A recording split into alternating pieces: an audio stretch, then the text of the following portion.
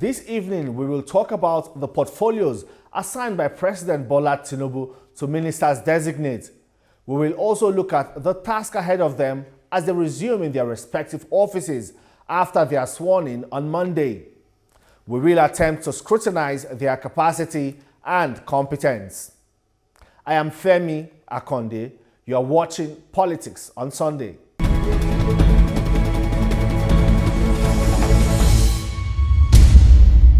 Let me first tell you that President Bola Tinubu, as chairman of ECOWAS, have been able to break the ice between the regional bloc and military coup plotters in Niger Republic. The ECOWAS delegation sent to mediate in the political standoff finally met face-to-face with the mutinous soldiers after an initial failed attempt. The delegation, led by Nigeria's former military leader, General Abdulsalami Abubakar, and the Sultan of Sokoto, Mohammed Saad Abubakar III, also met the deposed President Mohamed Bazoum and talked about his health and welfare. But the coup leaders are still clinging on to power despite harsh sanctions imposed by ECOWAS. They are also rallying the support of the local population and friendly neighbors like Mali and Burkina Faso. They have also proposed a transition period of 3 years.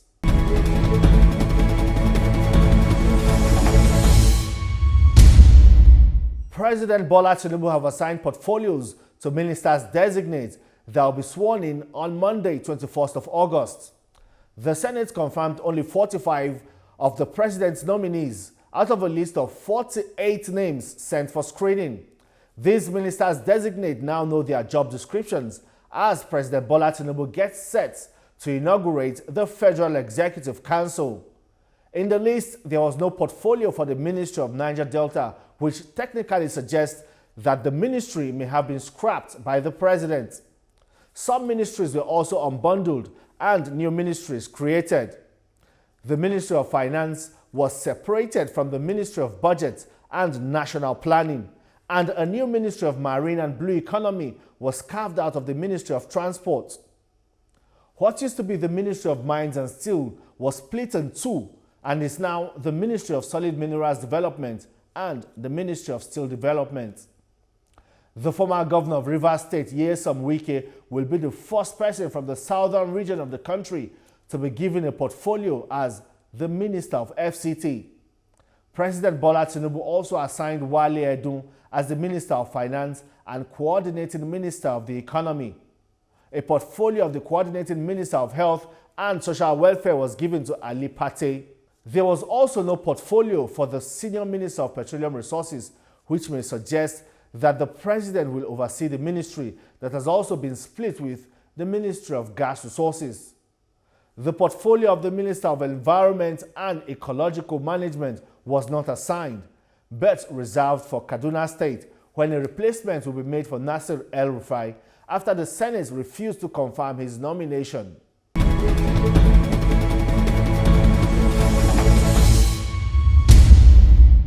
All right, my guest today is Ambassador Chibuzo Okereke, a legislative and policy analyst. I will be talking about President Bola Tinubu's ministers, the portfolios assigned to them, their capacity and competence, and also the task ahead of them.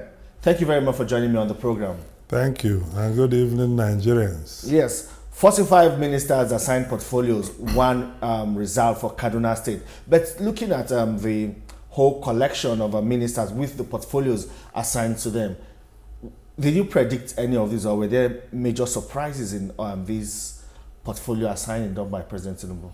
Well, I think there are a lot of surprises. One, this is the first time we're going to be having about 48 ministers, although 45 confirmed, and then 3 are still awaiting confirmation, by the Senate. Another thing is also the bold step to be able to remodel the ministries, to focus on certain key areas and most of us have been agitating for. Particularly, we have over the years said you can't continue to mix youth and sports because sports is a global event, that dominates anything you put, with it. So and that has affected the development of the youth sector.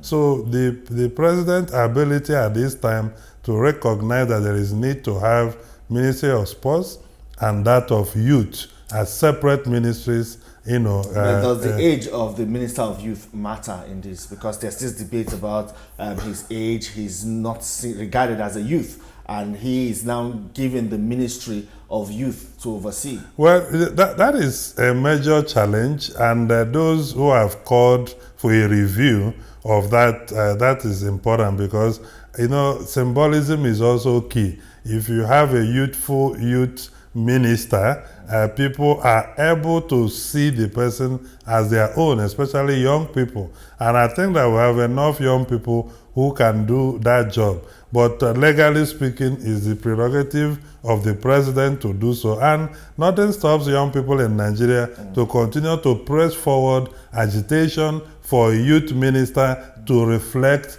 the symbol of youth and energy of youth. But that youth minister, you must know, was once a student union president. So there are a lot of factors.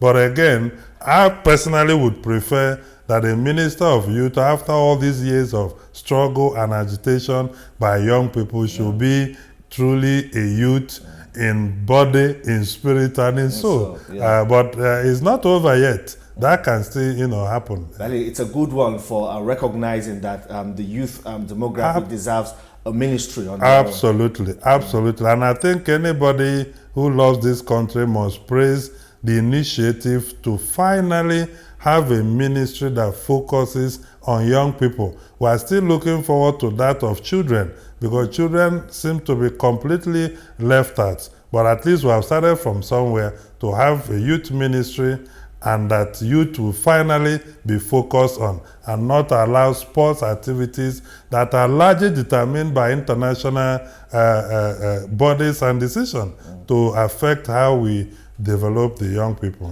Former Governor of Rivers State, Nyesom Wike, will now be the Minister of the FCT. This is another first. First time a Southerner, especially from the South region, will oversee the Ministry of the FCT. How significant is this? Well, a lot of people have even said it's like giving Nyesom Wike a third term as governor, because as FCT minister he'll be the mayor of the federal capital. Well, our constitution doesn't have any governor in FCT. It's a matter of implication that a minister is like the governor of the FCT. But again, I'm not keen. There have been this talk and agitation about which zone got what. I think that mostly is coming from politicians. Professionals and the people who are into institutional and nation building would not bother about which zone got what. I praised the appointment of Wike as FCT minister for so many reasons. FCT is a shadow of itself. It's not because it's from southern Nigeria, or this is the first time. Oh, okay, how long are we going to continue? A northerner is FCT minister, and then he recruits all the northerners everywhere, and then somebody from the west comes, he does the same thing. Then where is the nation building spirit that preaches unity, cohesion, and inclusiveness? So with what Wike has done in Rivers, if you replicate that in terms of infrastructure in the FCT, to think that after 30 years of the FCT, we still have roads that are not completed. And what will shock you is that we are just talking about FCT Metropolis, AMAC. If you move away from these iota roads, these major roads to the arteries, you will discover that FCT is a glorified village, largely underdeveloped. Almost all the local council areas are suffering from development poverty, and it shouldn't be. We should extend development to everywhere. So I believe in certain policy priorities, we should see an FCT minister that is focused on creating new development centers. If for you to go to National Hospital or for fire service to go on emergency, they have no roads. They will drag road with everybody else. And nobody respects them to move away from the road. They only respect the politicians with sirens who have also gotten security officials to whip those who have refused to chase the poor. So, but that is something we should be doing for healthcare service workers, for emergency, and the fire service and other, even environmentalists and others. Even the mass transit system within the federal capital is non-existent. So I think that his job is cut out for him. And when he appeared in the Senate, he said he has passion for the job. And that is one thing I take home about his determination and passion to see new things happen. With Ministry of Transport that will handle rails and maybe other land transport. Yes. And then there's the Ministry of Marine and Blue Economy. This is quite unique. Excellent thinking, again, by the president. When people don't look at the issue dispassionately, you are looking at the person making the decision, you may not agree. We have a marine sector that is in comatose. We have a coastal economy that is performing far below standard. We have not bothered to focus on the potentials and the energy and fortunes of our blue economy for many years. In my estimation, creating that separate ministry is another policy decision that I'm interested in seeing this sector of economy to flourish.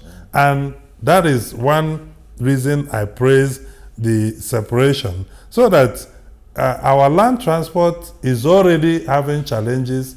The rail modernization program is we have made progress, but you could see that insecurity had impacted in a lot of the modernization projects that are, ongoing. And we remember that we took huge loans, to, modernize those rail lines. And that if we don't put them into operation and allow the thing to flourish and yield back, so that we're able to even pay back some of the loans, is another problem for the economy. Is Nigeria as a junior minister?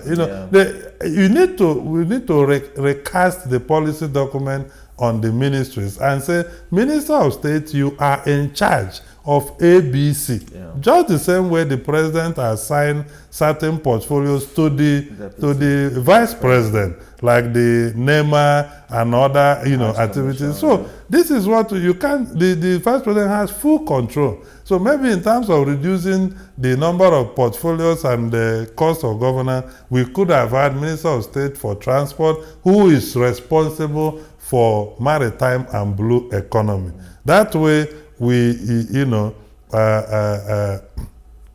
can look at it. But again, it will still boil down to having more number of people. But I'm excited that we are focusing on maritime economy. Nigeria has large coastal areas. I'm hearing that globally, that sector, the blue economy, is worth trillions of dollars. Nigeria is yet to tap into. If you go to the southwest, the south, the southeast, almost every part of the country. So, and remember, that attention we didn't pay to blue economy made insecurity to flourish along the coastal lines. With this focus on railway and land, I think the minister has, a focus.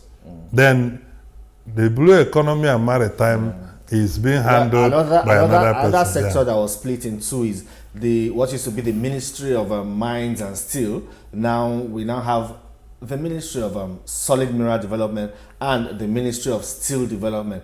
That of steel development, it appears the task ahead of that minister will be getting Ajaokuta Steel Company back to business. That is what we all think. And I worry about why Ajaokuta has huge potentials, no doubt.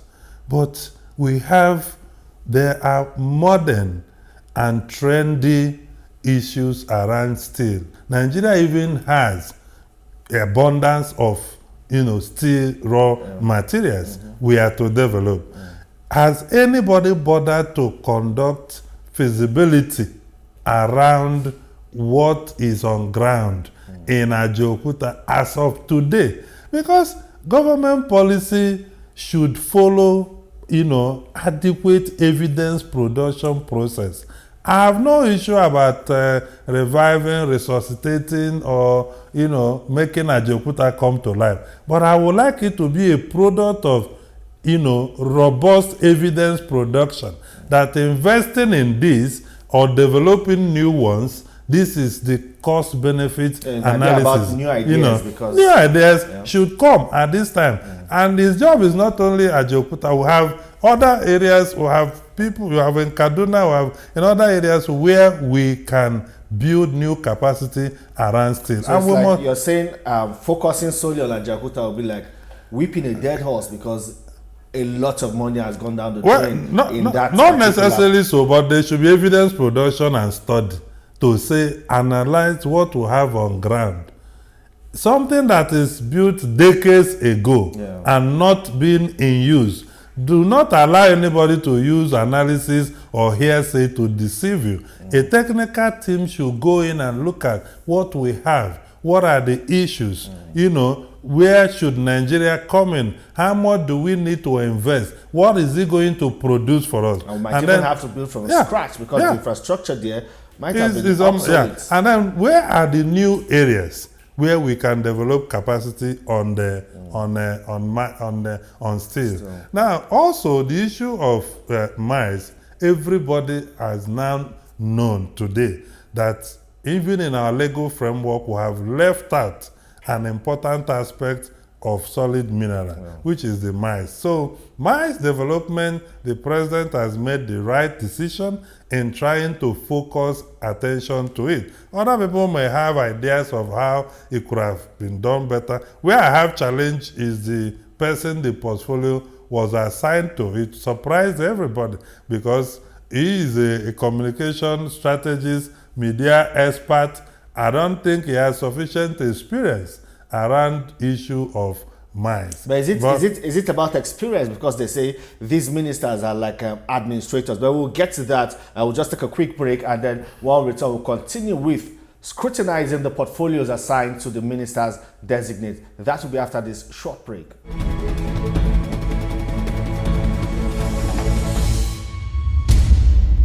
Welcome back to Politics on Sunday. My guest is Ambassador Chibuzo Okereke, a legislative and policy analyst. And of course, we're talking about President Bola Tinubu's ministers, 45 ministers designate that will be sworn in tomorrow. He has assigned portfolios to them, and we're talking about the portfolios, their capacity and competence to deliver the goods. Before we went on the break, we were talking about the Ministry of Steel Development, and you said where you're a bit concerned is who that portfolio was given to. That's mines, you believe he's a communications analyst, a strategist, a top media mogul, and all of that. But some people would say that these ministers are just administrators to supervise what the permanent secretaries and the directors, who are experts, do. Well, you see, this is another challenge. In electing a president, we argue that the president, whoever he is an administrator who will have the best hands to work with him. We cannot make the same argument for ministers. Agreed. Ministers are policymakers. The man has demonstrated capacity, but we know him to be the face of communication and information, and in that area, if you put him there, he is going to immediately evolve innovative ideas to deliver on a policy framework. If you put him into the mines development ministry, yes, as a strategist, he is going to also demonstrate capacity, but it will take a while. This is something. Some people say he must have demonstrated capacity in that regard, because if you remember when the president was campaigning, then candidate Bola Tinubu, when he went to Chatham House and was taking questions, and he delegated some of his team members to answer the questions for him. Dede Alake, for instance, talked about oil theft and how it can be stopped. And a lot of people were also surprised the way, he answered all of that and brilliantly came up with solutions in tackling oil theft, not communications, not information, and Yeah. all of that. So this might be one of the reasons why the president sees him as... I have no doubt that somebody who have abundance of experience in governance and politics and administration can hold sway anywhere.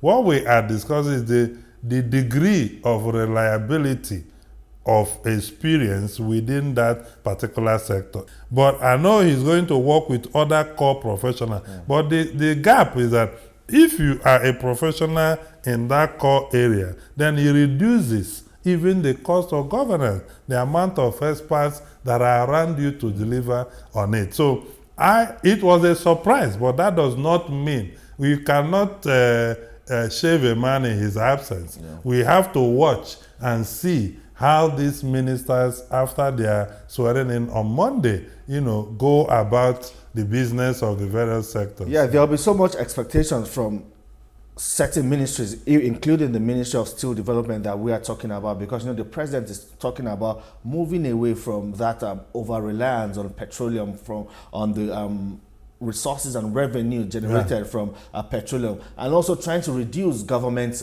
borrowing. So he expects these kind of ministries like solid mineral, blue economy, and some of all those new ministries, even including tourism. Tourism now stands on its own. Yeah. So these ministries will be expected to do so much in shoring up revenue for the country and increasing the GDPs. Do you think these ministers quite understand the task ahead, especially those given these particular portfolios?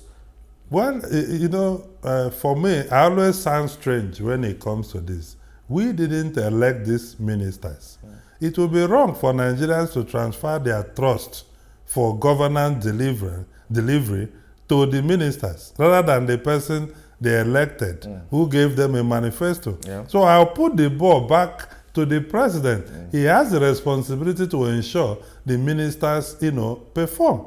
And we have seen it in other countries. First of all, any ministry that is not able to adapt a roadmap in the next 90 days, I will write that ministry off.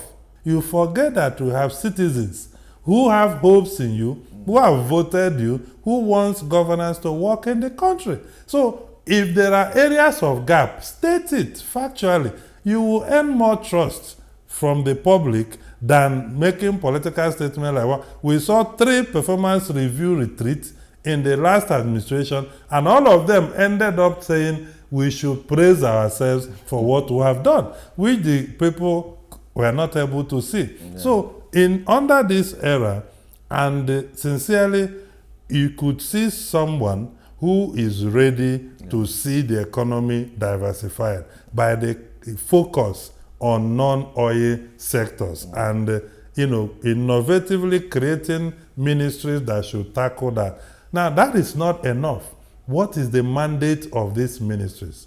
We shouldn't bother about how many people will work for them. They will go and recruit people from all over the place. We have people already under the existing ministries working. They should get those staff membership. If they need professional support, they could get. The president should clearly give out a mandate, and the ministries will go back and create an action plan that is measurable. What are the parameters that you have been given? What are the expectations? You should be able to articulate the human capital resources, financial resources you need to implement it. So when that happens, we now come back and check, maybe every quarter or every 6 months, to know how you have performed. And the president could say, you have not done it right here, you have gotten it right here, these are the next steps, go ahead and implement it, or we show you the door, because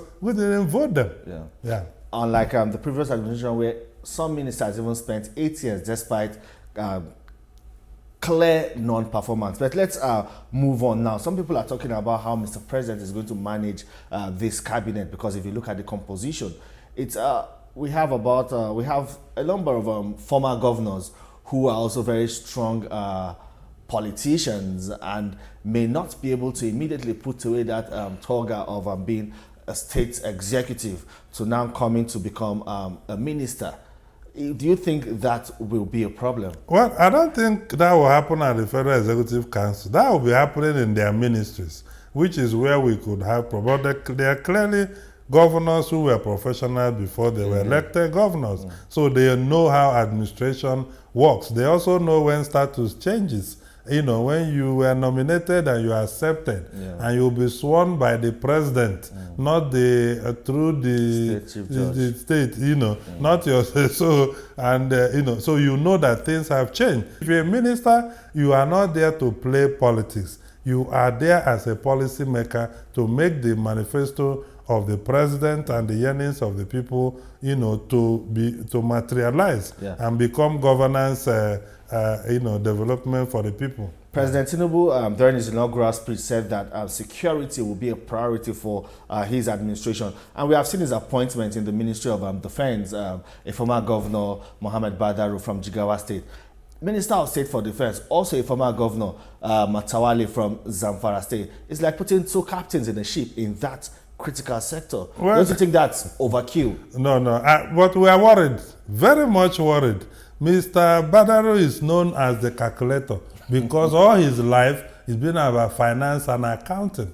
I think the president has given him a very enormous challenge. But we saw that with the appointment of National Security Advisor. There is some of a shift to kinetic personalities, to probably people who can evolve non-kinetic measures. So, Governor Matawale, that is one ministry we are waiting to see how things will pan out, because these two individuals that have been given these ministries do not have any form of experience. Mr. President also retained, just like former presidents, retained the ministry or the portfolio of the Minister of Petroleum Resources. Well, he has not announced it. We are not aware. Well, that's what it technically means. No, the other one, you know, announced that he is going to be responsible for Minister of Petroleum. Well, I don't know why that. Well, maybe because of the experience under Jonathan, where the Minister of Petroleum became so powerful, and you know, it affected certain things. So returning it, I think the president's hands are full. We don't even need a Minister of Petroleum if he wants to have only that of state. And of course, separating it from gas, because we have been talking about development of gas, you know, and to have gas-powered vehicles in the country and all that is very critical. But again, without a clear policy focus, a framework, a work plan that is measurable, and that we can review performance on, it becomes difficult. We can actually run governance professionally, and I think it should happen. Play less politics, do governance. When time for politics comes, we play politics. All right, then. Thank you so much, Ambassador Chibuzo Okereke, a legislative and policy analyst. A fine place to leave it. Well, the ministers that designate already have their jobs cut out for them. Nigerians are waiting and watching to see how they will implement President Bola Tinubu's policies, plans, and programs. That's all on the program this week. Do remember you can see this episode again on TVC News YouTube channel. Also, follow me on X. My handle is @FemiAkonde TVC. Thank you for watching. See you next time.